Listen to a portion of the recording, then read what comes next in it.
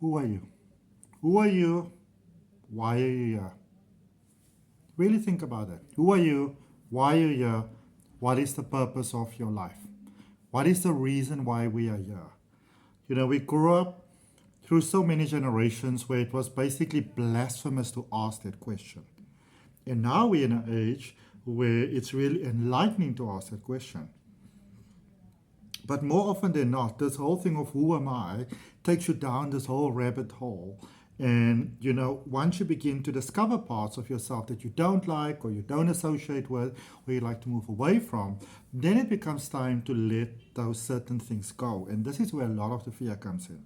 So today in this video, I want to speak about letting go, some steps for letting go, how this can benefit you, all those sort of beautiful things so that your life can get better. So welcome to the video. I'm Adrian Nelson. I'm a life transformation coach and I'm also a tarot reader. So I'm going to start off our discussion today by just drawing a card for what is it that life, the essence of life, whatever brought you here, I would like to say to you about letting go.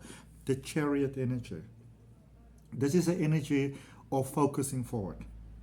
So will you feel some fears when it comes to letting go? Hell yes. You'll feel lots of fear. Letting go is a terrifying thing. And I'm going to explain to you exactly why it's a terrifying thing, because it's one of those things, once you understand the little monster that's underneath the bed, you go like, oh, you're just a figment of my imagination. But it is real to you for as long as it's real to you. So welcome to this video.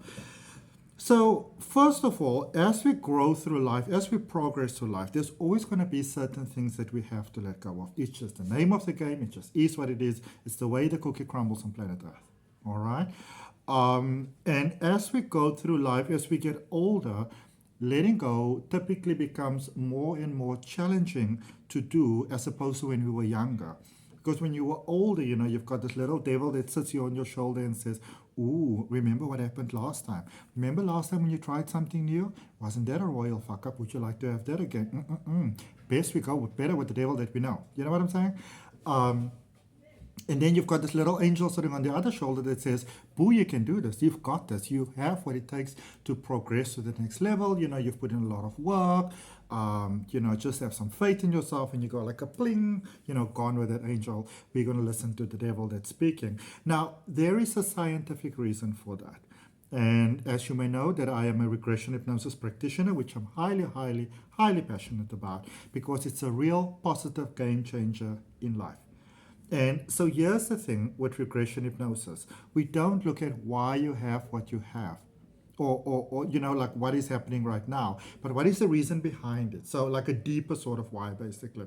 Because when we look at a surface level why, it's usually because, because you're not that clever, you're not that smart, you don't have the best skin or hair or nose or education or background or social status or financial status or whatever the case may be. But what is the deeper core possibly behind it? And I'm quite passionate about that. And I'm also quite passionate about how the body speaks to us. And I can tell you for a fact that when clients come to me, with this challenge of letting go, something that I'm very fascinated about is how does the body speak to you? And that is a very good thing that you might want to do some research on as well. So look at what you are being challenged by, and we live in a wonderful time where this information is pretty much available. So Google, YouTube, all those amazing things, So let's say you've got a challenge. Let's say you've got a marital problem. All right, you've got a marital problem. You're trying to get away from this person, and somehow it seems like you just can't get it done. There's a little voice that says to you, this is the best thing to do, and you know that holding on is really, really bad, and at some point this might actually end really, really badly, but for some reason you keep on holding on, and you can't understand why. You can't understand, others can't understand, and eventually you're so fed up you come and see me, maybe I can help you with something. And now I want to kind of look at, well, what is the deeper core reason for why you are having this experience? Because this challenge that you have may have not that much to get, to do with the actual marriage itself. In actual fact, the whatever the deeper cause, that it's called a core initiator, whatever it is that has actually brought you to this point, can be that very thing that has brought you into this marriage, that is letting you have trouble at work, maybe trouble with your finances, with your confidence, all of that sort of things. So I look, okay, so what is the vibe here? What is the fear? Because fear is the thing that is holding us back in life. And fear will express itself in many, many beautiful ways. Fear doesn't exactly pop up one day and say, hey, I'm fear, I'm here. I'm here to help you mess up your life. That's not what fear does. So it will come in different ways, but typically it will express itself in one of three ways. You will either be a victim of a situation, of circumstances, and that is often accumulative. So you will have that, I've got the same trouble at work and with my neighbors, and maybe I've had it at school. So there's a pattern there, and you might be a savior. So it's kind of like up to you to save other people, to keep them safe, to, sort of like prevent terrible things from happening to them. Or you could be like a perpetrator, the one that stirs the pot. And the perpetrator is normally the person who's just sort of had it. They're done with it. Sorry. And a lot of these things often do stem from our childhood. Sorry. I just want to let you know that there might be some noise around. I normally have a fountain for noise cancellation. But this fountain's doing funny things with the pump today, so I can't have it go, I'm really sorry. I'm just recovering from a flu. So, typically these patterns come from our childhood, from our upbringing, but also remember that there is certain programming in our pathology. There are certain ideas that we are born with. I always like to say that we are like a mobile device. You arrive pre-programmed on this planet, pre-installed software. So because you are a generic copy of your parents, if maybe both your parents have a belief that they're not good enough and strong enough and worthy enough and deserving enough, you can actually be born with that belief, and then your upbringing from the time of conception till about 6.5, 7 years old, it actually reinforces a pre-existing idea. In actual fact, that's how it happens in general. Any idea really, good, bad, beneficial, non-beneficial. But just to give you a very, very quick idea before I return to the analogy of the marriage that's falling apart or the relationship, let's just quickly visit these three fears. So, victim, savior, and perpetrator. All right? So a victim, this is the belief that life doesn't work out for me. And it's better not to hope, it's better not to wish, it's better not to aspire, it's better not to dream about, because those things are all very dangerous. Those things are all very treacherous, and people often have the saying that, how does it go again? Hope for the best, but expect the worst. And I remember when I was very, very young, I would hear this and I'd be like, what? Hope for the best and expect the worst. Oh, don't know. Don't really know. I don't know. Something sounds very wrong there. All right? But as a victim, because remember, these are your deeper beliefs about who you are. So when we speak about letting go, what I would focus on is what is the core initiator, what is the deeper belief, what is the true why. So not the surface level why, not just because, these things just always happen to me. What is the actual core, deeper reason within yourself for why this is happening?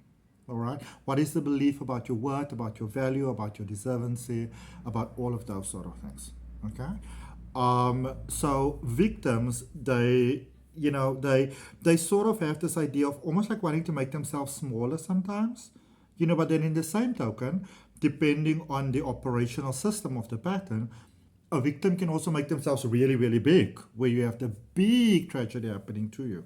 The CEO of this leading company with like 10,000 employees that sort of like fall from grace and, bankruptcy, and either something is exposed or they become this victim of fraud or, something like that. And it's the way to see this, and I want you to look at your own life in that sense and see what is resonating with you, maybe make some notes. It's always a very, very good idea. I'm a very big promoter of journaling.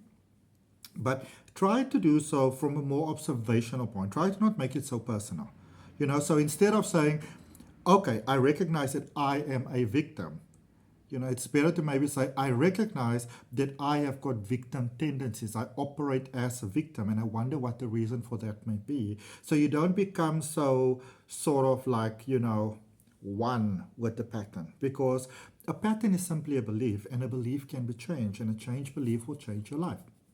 That's really how it is, you know. So victims do have a tendency of finding themselves in these horrific situations that is so unfair that the whole world is out to get them. Nothing works out for them. Doesn't matter how hard they try. Nothing ever really works out for them. And what we often obviously don't realize, it is the deeper belief that you have within yourself. And so every time when you have the disappointing, debilitating, unfair experience, and you're like, oh, it's happened to me again, you are actually reaffirming that idea deeper into yourself, because that is what you are focusing on. This is what's happening to me. I am a victim. I am useless. Nobody cares about me. And I always say to people, a very good time to find out what the thoughts are that are happening in your subconscious mind, the thoughts that are, very operational in the background that are not serving you well, and these are for all parents, is to think back of when you were really sad, when you were really angry, when you felt really done in, when you felt really wrong. What were the things that were coming up in your mind? What were the things that you were saying? It's usually easier when you pick that up from other people first. And again, try to come from a point of non-judgment. But, you can quite easily, people will be like, oh, this has always been happening to me. This is the way things always pan out for me. And a lot of times when you listen, you can even get a good idea of what your co-initiator of the pattern is.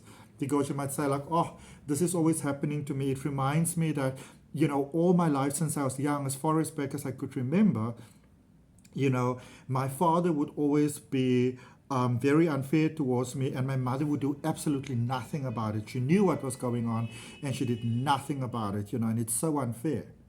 Do you see that correlation over there? So a lot of times we get that. Something that I just want to caution you against, though, is sort of like self-diagnosis and diagnosis of others. Self-diagnosis, now obviously you want to start looking at these things objectively and see where it is that you may come from, but it's very easy to also take on a pattern of like, oh, I'm a victim. Oh, okay, I'm a victim. That's why things go bad for me. So I'm just going to reside with that. My life's a fuck up. It's always going to be a fuck up. I just accept that.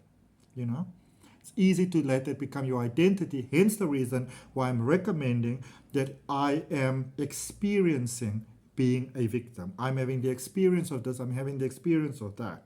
All right. And also, most definitely, I would not recommend going up to other people and say, hey, I'm really trying to help. I recognize that you are a victim. This is coming from your childhood, because that person might actually just punch you. So a golden rule that I have, I will be open to listen and help and support if you come to me. I'm not going to go to you. All right. So I suppose in that same token, if anybody ever reaches out to you, and people have this horrible tendency, especially these trolls, they send you these emails or inbox messages, DMs. I've seen your pain. I've seen your light. I've seen how you've been suffering, how unfair life has been. Those people are pushing your buttons, because they know there's a lot of people this won't work on. They're not interested in those people. They're interested in the people it's gonna work on. Okay. So even when life goes wrong, maybe pay some attention to what is it that's coming up in your mind. What's your first thought? And don't say, oh, I shouldn't think that. What is coming up? Because the better you know your dark patterns and your dark side, the more control you have. All right. In the new age, we've got this idea these days going on, like I must only think happy thoughts. La la la la la la la la la la. Always happy thoughts. Always happy thoughts. Always happy thoughts. You always want to think the highest vibrational thought, but it's not really realistic. I always I have this idea that say you're standing there and your house is burning down. You're like, oh, I'm so grateful to Source. My house is burning down. Now I can get a new home. Oh, thank you. You know what I'm saying? And a lot of times that is denial, and a lot of times that is fear. Because what if I think a different thought? What if I get angry? I mean, heaven forbid I get mad. You know what I'm saying? Then savior mentality. Saviors, first of all saviors are looking to be saved. And there's often set up these huge sort of things in order to be saved from them. Sorry. And in my life, I did it for many years. Many, many years. I get myself into those really, really sticky situations because somebody's going to come around and save me, you know? So in that sense, the lines can be blurred between the identities that your mind takes on, or, you know, even if you're beginning to get into these things, remember your mind is very smart. Your subconscious mind is way smarter than your conscious mind. So you might say like, oh, well, you know, this is always happening to me. I'm just going to let it be, whatever. And you might think that you're in a victim space, but you might actually be in a savior space, because remember, all saviors are looking to be saved. You're looking for someone to save you until nobody does. And then you can victoriously rise, you know, like a phoenix from the ashes, because now you have saved yourself, you know, if eventually nobody else comes around. So you can swap between these patterns, or the one can disguise itself as the other. So savior mentality patterns normally come in when, especially during childhood, you didn't feel safe and you had to somehow create a barrier of protection for yourself. And this could show itself in many, many forms. So if maybe any physical harm was done to the body, so, you know, if maybe somehow, you know, maybe you've been hurt, you've been physically hurt, you've been physically hit, for example, you may grow up and you might become this, you know, iron bodybuilder, strong person, because then nobody's going to mess with me. But inside, there's often a small little child that is hurt and it's afraid. You know, it could be maybe as a young person, maybe you were sodomized. And, you know, the person who was doing this to you was saying, oh, you're so beautiful. You are so beautiful.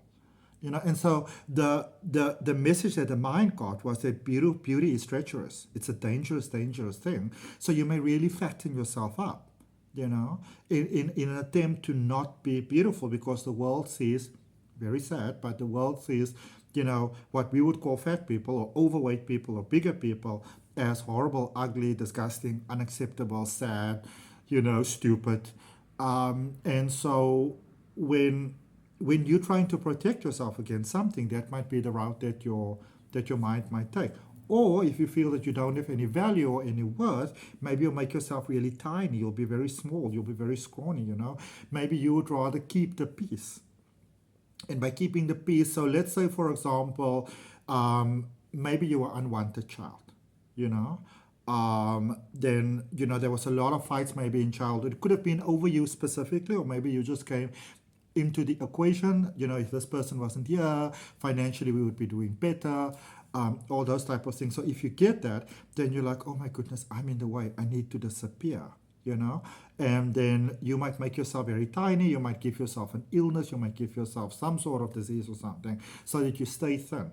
But you could also, in order to want to get the love that you need, you know, you might then say maybe become very sick, so people take care of you, because that's how you get attention, you know. And it's not just attention-seeking thing. It is a deeper subconscious thing, that you are unhappy, that you are sad, but you understand that you only really get sort of like support from other people and their attention when something's physically wrong. So you will have a string of things going wrong with you all the time, because if you've got a problem going on, then you get some attention, and a lot of people will say, oh, they feel so important now. But a more appropriate thing would actually say that you are feeling love right now, you know. And then perpetrators are normally the people that are like the instigators. And a lot of times also perpetrators are people that are just sick of everybody's nonsense. You know, you've said things, you've asked for things again and again and again, and you're just not getting it. So you're tired of it, and you're like, well, you know, I'm just going to get something going here, and I don't care who says whatever. All right? And none of these patterns are really very healthy. You know, perpetrators could also be that maybe as a younger child, these are obviously just examples, but as a younger child, you know, maybe you try to keep the peace, and maybe you try to, you know, be proactive, and now you're like 45 years old, and this pattern is still going, and you're like, listen, I've had enough of this, you know, like, y'all got to end this now, okay? So when you then come and see me with, say, for example, the marital problem, I don't look at your problems. I look at what is the reason for your problems. Because when you change that, then everything can beautifully work out. And here's the thing about hypnosis that I love so much, is that when you come from a point of true intentions, nobody needs to be the loser. And that is the fundamental truth about letting go. All right? Now, there might be some pain involved with it here and there. There might be one or two people that need to go, you know. But in general, the people that are truly coming from true good intentions, they would be able to find a solution that is beneficial to all. And that's what I really, really like. Okay? So here you come and see me, you've got this marital problem. And this is quite interesting. A lot of times you will come and you say, oh, Adrian, I am so at the end of my road. My relationship's not working out. My health is up and down again. You know, my financial status just seesaws up and down. I'm having trouble at work. I thought I dealt with this, whatever, and now this is coming up. And then I'm getting car trouble on top of that. And it's just like the whole world is turned against me. Okay, so what is the core communication here? It feels like the whole world is turned against me. And if you believe that the whole world is turned against you, then that is your deeper belief, then that is going to be your experience of life.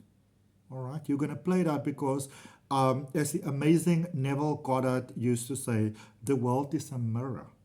The world is a mirror reflection of who you are.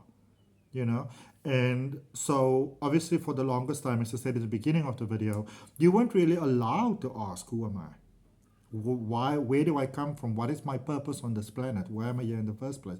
You were not allowed to ask those questions. It was blasphemous. You know, it went against all the X, Y's, and Z's. You know, and now we're in a space where you are allowed to ask the question. You say to yourself, okay, I'm allowed to ask the question, but then guess what is also standing in front of that question? The naysaying, the warning. If you go in this direction, God is not going to like it. You are spitting in the Creator's face, and God is going to punish you. I've always found it very interesting how people use religion to scare you. And I remember when I was growing up, we were going to the Pentecostal church, you know, so a lot of jumping and clapping and all those sort of things. And now, first of all, to each their own. But it always used to surprise me how people will profess to sort of preach love, when in actual fact they were just preaching fear. And I always used to find it very interesting because I don't understand how, you know, everybody else doesn't get it. These people are so enlightened, you know, and people would be like, you are a sinner. You were born in original sin. I was like, what the fuck? Like, how is this even possible, you know? And the thing is that fear itself will often use other forms of fear to draw you in. Okay, to give you an example, same church. So I remember there was this young lady in church. She wasn't really that young. She was like 25 or something like that. And she wasn't married and she fell pregnant. Oh, gosh. Worst of the worst. And I was so confused. I didn't quite get it because, I mean, the same church said that all babies are a blessing, you know? And I was pretty much on board with that. So I bought into that idea. All babies are a blessing. And all of a sudden, this young lady is pregnant. And it's such an atrocious thing, you know? And I remember she was only allowed to wear certain clothes, and she had to sit at the very back of the church, and then forward a couple of months, you know, she had to stand in front of the church, and she had to apologize to everybody for a horrible transgression. And I was thinking to myself, and you know, and she was like, she only made this mistake the one time, and she was, you know, she was a virgin. And I thought to myself, but no, I don't really get this, because wasn't Mary a virgin as well? And, you know, Jesus is like this big deal type of thing. But anyways, so for a while, I was saying to myself, I shouldn't be thinking that. I actually thought it was the worst thing for me to think that. Because how dare I even allow my mind to go in that direction? You know, until I used my own discernment and I was like, I don't really know about this. You know? So a lot of us have a lot of rigidity, a lot of fear in our upbringing, in all the different dogmatic practices that we may have been in. And not to say that those things are even wrong, you know, because in my own life, there was a time when I found a lot of light from faith because I wasn't at a point where I could, fully believe in myself and accept myself as good enough and worthy enough and deserving enough. So I had to believe in a higher power, and I had to believe that if I did something wrong, that this power would drop me because that's all that I knew. Until, you start to go in a different direction in life, and that is all part of letting go. And you go through different stages of letting go. So it's not just religion. It is about, sort of like, leaving maybe one school and going to a next school, leaving school and going into the world, moving to a different home, changing jobs, changing relationships, your changing body, the world changing around us. As they say, the only constant in life is change. And the key to letting go is to never hold on, because we hold on to things. We have all these attachments. I am Adrian. I was born on July the 8th, 1982. I'm turning 42 in July. I'm a man. I'm this, I'm that, I'm this, I'm that. I have this, I have that. And we begin to believe that these things are, or these things that we have, is who we are. And not really true. You can have everything in the world. I mean, seriously, this planet is a planet of creation. Create to your heart's content. But when we begin to believe that this is who we are, when life inevitably begins to change, when life inevitably unfolds, when it rolls into the next chapter of the storybook of our lives, and it becomes unfamiliar, then we are closed off to the new, and we hold on to the old. So we embrace something that has actually passed. So in actual fact, we embrace nothing. We embrace an idea in our minds. And, because we have an idea of how certain things play out, we begin to fight all of these phantoms in our brain. This can go wrong, and that can go wrong, and last time this person did this, and I watched that movie. And remember, your brain doesn't understand the difference between reality, make-believe, daydreaming, watching a movie. If you give it to the senses takes it as real. And that is why it's so important for real, positive growth and well-being in life that you steer clear of the toxic things. All right? Porn is not just porn. Porn is a free ticket out of jail to let you know it's okay to disrespect someone else's body, or the only way that someone else could really, deem any value from you is by disrespecting you. You see that thing? Victim, perpetrator, savior. Someone has to save you from this horrible relationship. You see? And another thing that's highly, highly toxic is soapies. Watching soapies. I remember there's this one particular soapie that's been playing in South Africa for many, many years. And I used to watch it since I was at school. We never missed it. And there was always drama.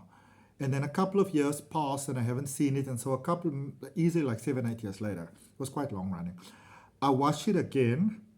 And I said to myself about 10 minutes in, this is really, really toxic. I mean, first of all, this couple's child has been abducted for, I think, something like the 8th time already. This child keeps on being kidnapped. There's this relationship, this triangle going on between this man and this wife, and this other woman he's also got a child with. There are people conning each other all over the place. There are people gossiping about each other. And we see this as entertainment. So we normalize it. So we basically normalize all that crap as everyday life expectation. And we don't understand why our lives are going wrong. We don't get why this is happening to us. Let's think of maybe some of the romantic books that you are reading, or the stories that you are watching. Very basic toxic plot. The woman somehow has some sort of situation with her guy, and she goes wherever to cool off. And then she meets this other person, and she's in this, tug of war between what you should do and what you shouldn't do. And, sometimes it plays out really well, or another time, she has this moment of weakness, and it's just a crazy thing. And while these things happen in life, a lot of times our life pan out very badly because of what we give our attention to. So what do you want in life? What are you holding on to? Because nothing is real. Anything you hold on to is limiting you and holding you back. And if you maybe want to get an idea of how to move through this could be quite challenging in actual fact, but Buddhism practices is a good way to start, where you disassociate from everything. Now, disassociating from everything doesn't mean you go into that space that a lot of newly awakened, so spiritually awakened people go into, like, oh, nothing is real, don't really care. Because it's real for you, But you can be detached without sort of almost like being aloof. And the best form of attachment is when you realize that I'm on this planet, I am human, I am part of it all, I'm having this experience, but I understand that it's fleeting. So you don't attach to it, And that is where you get the most beautiful things in life. Now, a lot of people, when I speak about this, one of the things that often come up with people very quickly is that, well, I should want my partner to be with me. I should respect my money in the bank. I should want to keep my job. And yes, I agree with you. But the problem comes in where it becomes your identity. I remember a lot of times I've been at weddings, and people would say that there's no me without you. And whilst I get the concept, when you say there's no me without you, it's almost saying like I was never complete. So if inevitably at whatever point in time this relationship crumbles, whether you go your own way, you die, they die, whatever happens, that is where that whole brokenness comes in, because you're literally losing a part of yourself because you made something exterior part of your personality. And I know it sounds incredibly enlightening, but the thing is, as you go through life, it's going to happen. I'm very attached to my dog. The dog dies, I'm going to be sad. I'm very attached to this ankh. A friend gave it to me. If I lose the ankh, I'm going to be sad. So it's not about not being human and not feeling your feelings and not feeling your emotions. It is about understanding that as you go through life, you're going to play these different roles. You're going to get yourself to impasses. You're going to get to spaces where you realize, oh, I attach to this and I attach to that. It's going to happen. It's part of life. It's part of human, being human. But it is about trying your best to recognize these patterns when they come up. And there are things that you can do to keep yourself in this non-attachment space as much as possible, or to be in a space to be able to deal with things as best as possible when they come up. Meditation is one of them. Taking care of your physical being, getting enough sleep, enough hydration, proper nutrition. Those things sound so simple, but most of us don't do it. And that is predominantly the reason why people get sick. So when you get into a space that is feeling challenging, a good question to ask is, what am I holding on to?